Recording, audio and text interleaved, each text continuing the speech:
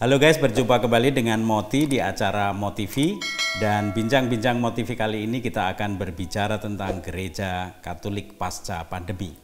Saya tidak tahu apa artinya pasca pandemi, dan saya juga tidak tahu apakah akan ada pasca atau tidak, karena akhir-akhir ini kita diajak untuk berdamai dengan COVID-19. Dan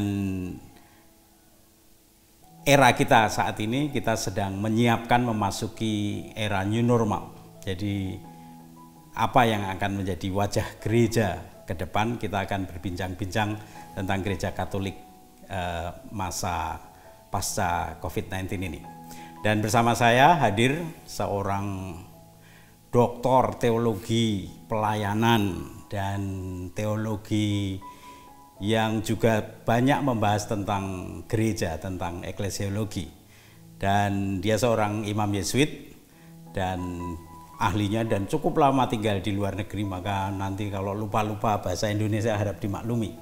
Dan bersama saya perkenalkan Romo Madyo. Wala, Romo Madyo, selamat siang. Selamat pagi. Selamat pagi ya, Romo. Pagi ya. Pagi, ya. Masih pagi ini kita ya. Masih pagi ya. Baik, Romo, sehat-sehat ya. Sehat, Romo. Sehat ya. Sehat, jadi betul. Terima kasih. Masih bekerja di rumah. Masih bekerja di rumah dan lebih menyenangkan. Lebih menyenangkan bekerja di rumah. Karena ada kebun, kalau lapar bisa ke ruang makan. Ya, oke. Gitu. Ya, baik Romo. Kita ngobrol-ngobrol tentang gereja Katolik pasca COVID-19. Baik Romo, ya. Jadi ngobrol tentang ya new normal ini dan wajah gereja ke depan ini akan menjadi seperti apa. Baik Romo, ini pertanyaan pertama supaya kita, karena penonton ngerti apa itu arti makna gereja, apa itu eklesiologi dan istilah-istilah yang ada dalam gereja, maka kita sedikit, meskipun kita sudah lama belajar tentang eklesiologi, tentang gereja, tapi sedikit mengingatkan. Baik, pertanyaan pertama, orang mungkin penonton, pemirsa itu ngertinya kan paling sederhana gereja adalah gedung gereja. Betul. Gitu ya, tempat orang Kristen beribadat. Tapi sebenarnya apa makna yang dalam dari gereja itu sendiri? Saya rasa memang masih ada beberapa orang Katolik yang memahami gereja itu lebih sebagai tempat untuk beribadat. Akan tetapi saya kok yakin kalau sebagian besar anggota gereja memahami gereja sebagai sebuah komunitas yang dikumpulkan oleh Allah, dipanggil oleh Allah, dicintai oleh Allah, supaya nantinya dapat diutus oleh Allah itu. Nah, menurut iman Kristiani, Allah yang memanggil, yang mencintai, yang mengutus itu adalah Allah yang sangat dekat dengan manusia. Allah yang sangat peduli dengan kehidupan manusia. Dan Allah ini mencintai manusia bukan semata-mata karena unsur-unsur luarnya, tetapi lebih dari relasi pribadi yang mendalam. Dan Allah seperti ini adalah Allah yang sangat dekat dan mencintai semua orang, khususnya orang-orang yang justru berdosa dan yang disingkirkan dari masyarakat yang selama ini kurang mendapatkan perhatian. Itu Allah yang diimani. Nah, apa yang menjadi pengutusan bagi gereja? Menurut iman Kristiani, gereja diutus untuk memberikan kesaksian akan datangnya kerajaan Allah di tengah-tengah masyarakat. Dan konkretnya itu berarti bahwa gereja, seluruh anggota gereja perlu membangun masyarakat baru. Masyarakat baru yang dilandasi oleh kesetaraan, yang dilandasi oleh cinta kasih, yang dilandasi oleh keadilan dan oleh solidaritas. Sebuah masyarakat yang tidak ada lagi sekat-sekat yang disebabkan oleh status sosial yang ada. Itu saya rasa, Romo Moti. Baik, ya, ini menarik sekali karena gereja tidak hanya gedung ya, tapi gereja sebagai persekutuan umat beriman, dan Romo sudah menjelaskan dengan misinya dan seluruh kedalaman makna gereja itu sendiri. Baik Romo, kalau istilah eklesiologi sendiri itu apa, Romo? Nah, eklesiologi itu sebuah istilah yang mempunyai dua akar kata dalam bahasa Yunani. Yang pertama adalah eklesia, artinya gereja. Yang kedua logos. Logos artinya perkataan untuk ilmu. Sehingga eklesiologi itu artinya adalah ilmu tentang ilmu yang mempelajari atau studi tentang hakikat dan fungsi gereja berkaitan dengan tugas pengutusannya di tengah-tengah dunia. Secara konkret, yang nanti akan dipelajari adalah asal-usul gereja itu sendiri, kaitannya dengan Yesus Kristus, lalu sejarahnya, lalu bagaimana relasinya dengan masyarakat manusia, dan apa pula tanggung jawabnya dengan masyarakat manusia itu. Itu nanti yang akan dipelajari. Baik, guys, ini Romo Matteo ini istimewa, jadi dia doktor teologi pelayanan tetapi juga ngerti soal eklesiologi dan banyak berkecimpung di soal kegerejaan. Jadi kita tidak salah undang, kita tidak salah mengundang orang, dan ini ahlinya tentang gereja. Maka kita akan ngobrol gereja ke depan ini akan menjadi gereja seperti apa setelah pandemi ini. Sebetulnya ahlinya itu kan senior kita. Oh, siapakah? Romo Putranto. Romo Putranto, oke. Tapi karena beliau berada di Gereja maka kalau tidak ada rotan, akar pun berguna. Wah. Baik, Romo Putranto sedang terlockdown di Girisonta, jadi saya mengundang Romo Matteo yang ya kamarnya aja bersebelahan dengan saya sebetulnya. Baik, Romo, ada istilah-istilah yang menarik dalam gereja yang pernah saya pelajari dan Romo saya kira tahu banyak, yaitu tugas perutusan gereja itu sering disebut sebagai martiria, lalu diwujudkan melalui diakonia, liturgia, kerigma, komunio. Ini istilah-istilah yang mungkin tidak gampang dipahami. Ini maknanya apa? Romo jelaskan dulu. Ya, jadi seperti sudah saya utarakan tadi, umat beriman yang dipilih oleh Allah, dicintai, itu nanti diutus. Perutusannya adalah memberikan kesaksian tentang datangnya kerajaan Allah. Kesaksian itu dalam bahasa Yunani adalah martiria. Ibarat orang membangun sebuah rumah, itulah landasannya. Nah, supaya rumah dapat menjadi sebuah rumah perlu ada pilar-pilar. Maka kesaksian itu diwujudkan di dalam 4 pilar. Pilar yang pertama adalah diakonia. Urutannya sebenarnya tidak perlu kita perhatikan terlalu ketat. Nah, apa itu diakonia? Diakonia sebetulnya berarti pelayanan. Pelayanan kepada siapa? Kepada masyarakat luas. Melalui tindakan-tindakan pemberdayaan dan juga tindakan-tindakan karitatif, dan yang tidak boleh dilupakan adalah melalui keterlibatan gereja di dalam masyarakat itu sendiri untuk ikut bersama dengan anggota masyarakat yang lain membangun masyarakat baru yang lebih demokratis, lebih manusiawi, yang betul-betul dilandasi oleh rasa hormat satu sama lain, menghargai keragaman, dan juga dengan membangun semangat solidaritas. Itu diakonia. Sayangnya hal ini tidak terlalu dipahami oleh banyak anggota gereja. Kerap kali diakonia itu diidentikan dengan baksos, bakti sosial, membagi sembako yang isinya tidak 9, tetapi 3. Nah, itu kan sebenarnya memalukan itu. Nah, itu diakonia. Nah, pilar yang kedua adalah liturgia. Liturgia adalah sembah bakti kita kepada Allah sebagai ungkapan rasa syukur kita kepada Allah yang telah menyelamatkan kita di dalam diri Yesus Kristus. Sekaligus di dalam perayaan liturgi itu kita kenangkan bagaimana Allah melaksanakan karya keselamatannya di dalam dan melalui Yesus Kristus itu. Nah, untuk itu diperlukan sebuah komunitas beriman, yakni komunio. Komunio adalah sebuah komunitas beriman, dan komunitas beriman yang seperti sudah saya jelaskan di depan, ini baru betul-betul terbentuk kalau memiliki 3 karakter khusus. Yang pertama adalah saling mengenal. Nah, mengenal di sini tidak cukup hanya mengenal namanya siapa, ulang tahunnya kapan, alamat rumahnya di mana, pekerjaannya di mana, hobinya nginum pitik apa-apa, bukan hanya itu. Tetapi mengenal termasuk pergulatan hidupnya. Nah, ketika orang sudah saling mengenal, orang lalu rela untuk saling membantu. Membantu pertama-tama untuk meringankan beban kehidupannya. Tetapi juga membantu untuk dapat mengembangkan orang itu supaya semua potensi yang ada di dalam dirinya dikembangkan supaya dapat disumbangkan bagi diwujudkannya kesejahteraan bersama. Dan wujudnya apa? Wujudnya adalah saling berbagi. Saling berbagi apa yang dimilikinya, baik kekayaan material maupun kekayaan rohani. Itu komunio. Nah, disinilah persis kekhawatiran saya. Jangan-jangan komunio itu belum terbentuk. Karena orang bertemu, saling menyapa pun tidak. Apalagi mengenal secara dalam. Oleh karena tantangan kita betul-betul bagaimana nanti membangun sebuah persekutuan, persaudaraan yang sejati ini. Lalu untuk itu perlu adanya pewartaan atau kerigma.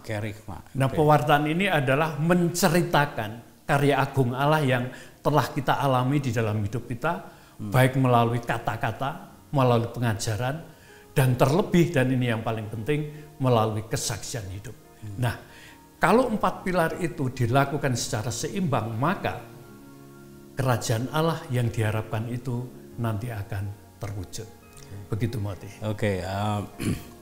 Kalau kita dengar kata prodiakon itu kan, asal diakon berarti dari diakonia ya, dan artinya pelayanan ya. Jadi bukan bos-bos kecil di lingkungan, tetapi ini adalah sebetulnya pembantu, pelayan yang melayani umat di lingkungan gitu ya. Prodiakon itu sebenarnya sangat khas Indonesia. Untuk luar negeri istilahnya pelayan ekaristi yang istimewa. Pelayan ekaristi istimewa. Special Eucharistic Minister. Mengapa disebut istimewa? Karena yang biasa itu adalah imam. Nah, yang tidak biasa itu disebut istimewa. Nah, jadi sebenarnya prodiakon itu kaitannya lebih berkaitan dengan pelayanan ekaristi. Walaupun di Indonesia sayangnya mereka merambah kemana-mana, dan kekhawatiran saya semoga tidak benar. Jangan-jangan karena paroki ingin ngirit biaya, sehingga yang harus dilakukan oleh orang lain dirangkep-rangkep oleh prodiakon yang tidak dipersiapkan dengan baik. Akhirnya ya kualitasnya nuwun sewu, mohon maaf, suam-suam kuku. Baik, terima kasih. Istilah-istilah tadi itu sebenarnya kita sudah mendengar kalau kita belajar eklesiologi dari dulu sampai sekarang. Dan saya belajar eklesiologi ini sudah sangat lama sekali. Di Jakarta waktu saya belajar filsafat. Dan apakah saat ini istilah-istilah itu masih relevan? Menurut hemat saya, istilah-istilah ini justru semakin relevan kalau kita pahami dengan baik. Kita mulai dari persekutuan persaudaraan. Seperti tadi setelah saya katakan, agar persekutuan persaudaraan itu dapat terbentuk, orang perlu saling mengenal secara mendalam. Nah, hal ini sangat penting ketika media sosial itu dengan segala hal positifnya juga menawarkan atau menghadirkan sebuah bentuk relasi yang superficial, yang cetrek, yang hanya di permukaan. Oleh karenanya, saling mengenal dengan dalam, termasuk inspirasi hidupnya, keprihatinan hidupnya itu betul-betul sangat relevan. Karena dengan saling mengenal, kemudian orang bisa saling menolong dan saling berbagi. Bukan sekali lagi hanya kekayaan rohani dengan mendoakan, tetapi termasuk bantuan-bantuan yang real. Kalau ada keluarga yang anaknya tidak bisa menyekolahkan anaknya, tetangganya membantu supaya anak ini bisa sekolah. Ini sangat-sangat real. Nah, kalau komunio itu sudah terbentuk, maka perayaan liturgi itu betul-betul menjadi sebuah perayaan hidup. Karena sebetulnya liturgia, perayaan Ekaristi itu menurut ajaran Konsili Vatikan II adalah sebuah sakramen persatuan dan cinta kasih. Sehingga kalau komunio itu belum terbentuk, kalau belum ada persekutuan di mana orang-orang saling mencintai, maka tidak ada perayaan Ekaristi di dalamnya.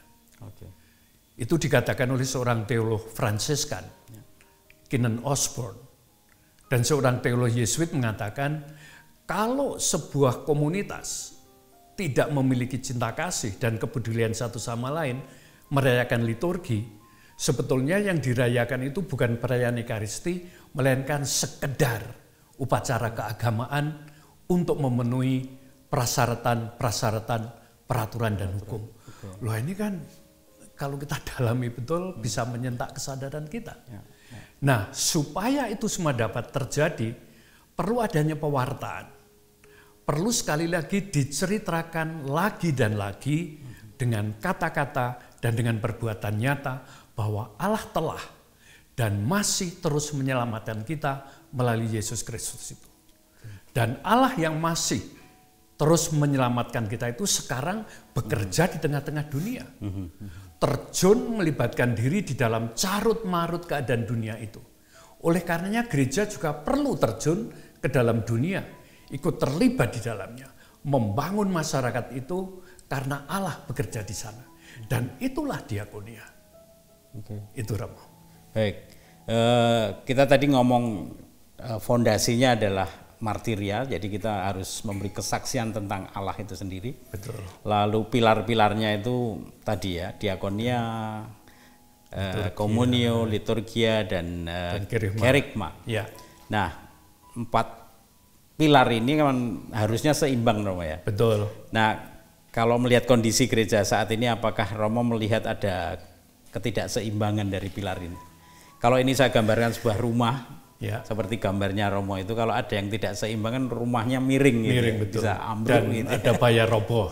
Ya, karena pilarnya tidak seimbang. Nah, menurut pengamatan saya, saya mungkin sangat beruntung karena selain menjadi dosen, saya juga ditugaskan oleh Provinsial waktu di Indonesia selama 9 tahun untuk menjadi pastor pembantu melayani umat ekspatriat berbahasa Inggris. Dan ketika pindah ke Jogja juga mempunyai kesempatan 2,5 tahun tinggal di kota baru, sehingga saya tidak jauh dari kehidupan paroki dan kehidupan umat. Nah, menurut pengamatan saya, semoga salah. Pilar yang terbesar itu liturgi. Ini bisa kita lihat dengan apa? Semua fasilitas yang disediakan, dengan waktu dan sarana prasarana yang diberikan kepada para petugas liturgi. Juga budget yang disediakan untuk itu. Nah, saya selalu mengamati liturgi yang meriah itu tidak pernah murah. Oleh karenanya kalau kita melihat pilar itu yang paling besar adalah itu. Kemudian urutan kedua adalah persekutuan persaudaraan. Banyak kegiatan-kegiatan di dalam paroki yang ditujukan untuk membangun persekutuan persaudaraan itu. Namun sekali lagi masih belum sampai pada tataran yang sangat mendalam seperti saya utarakan dengan menghidupi 3 aspek tersebut. Urutan ketiga adalah kerigma, pewartaan. Memang di banyak paroki itu ada acara-acara pendalaman iman dan pembinaan iman lewat berbagai macam katekese. Sayangnya itu hanya, mohon maaf kata hanya ini, dilakukan waktu Advent dan Prapaskah. Ditambah tentu dengan persiapan komuni pertama, persiapan calon baptis dan krisma. Selebihnya, untuk pembinaan berkelanjutan bagi orang-orang dewasa itu hampir tidak ada.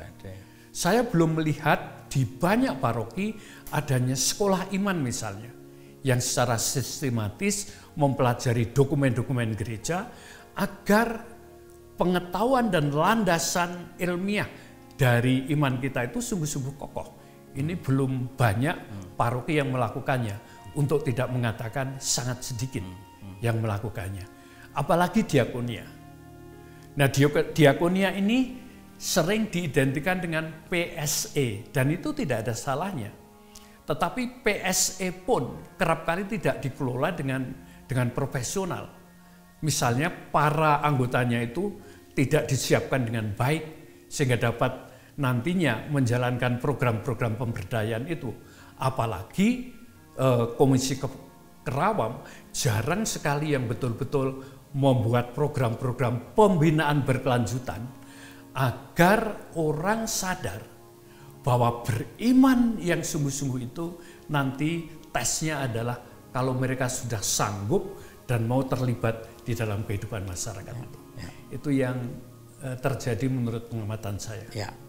Itu kalau liturgi menjadi yang prioritas itu nanti jadinya orang-orang saleh gitu ya, yang hanya di sekitar altar gitu. Orang-orang saleh secara devosional. Devosional. Ya, karena ada kesalahan sosial. Ya, itu tidak jelek. Tidak jelek, tidak jelek, salah, tetapi belum cukup. Ya. Belum menjadi betul-betul Katolik. Ya. Karena ya, kalau kita membaca buku Duket ya, yang diterbitkan tahun 2016 untuk menyambut Indonesian Youth Day di Manado pada waktu itu, saya sampai hafal nomornya. Itu nomor 28, di sana dikatakan tidak semua orang yang terlibat secara sosial dan politik adalah orang Kristiani. Tetapi tidak seorang pun dapat menyebut dirinya sebagai orang Kristiani kalau dia tidak terlibat secara sosial politik. Nah, coba kalau ini betul-betul kita pahami, berapa persen sih orang yang dibaptis itu betul-betul sudah menjadi orang Kristiani? Sangat sedikit. Tekanan pada garam dunia ini harus berani keluar dan tidak hanya di sekitar altar, saya kira. Betul. Baik Romo, tadi Romo sudah cerita tentang prioritasnya. Harusnya kalau menurut Romo idealnya pilar yang mana yang harus di urutan prioritasnya? Sekarang harus diseimbangkan. Nah, menurut saya yang perlu diberi prioritas utama khususnya dalam konteks sekarang, ketika negara dan bangsa kita sedang membangun kembali dirinya sesuai yang dicita-citakan oleh para pendiri bangsa, maka aspek diakonia itu harus memiliki porsi yang terbesar. Dan setelah itu aspek kerugma dalam arti pendidikan iman Katolik itu perlu betul-betul diperkuat. Untuk itu, menurut hemat saya, setiap paroki perlu memiliki katekis profesional. Nah, yang sekarang dimiliki adalah katekis-katekis volunteer. Yang sangat baik karena semangatnya luar biasa, tetapi profesionalitasnya memang kurang.